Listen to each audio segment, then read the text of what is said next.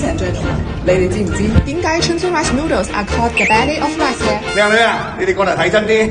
Uncle Jim said Chunchun rice noodles require 7 step 喎。你做乜啫？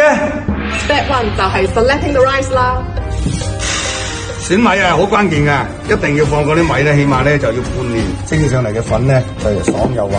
Step 2呢個係 polishing the rice 喎。用沙盤搓米咧，佢效果就好靚。沙盤搓米咧要搓廿幾分鐘，先搓晒嗰啲米片出嚟。Step 3 soaking the rice。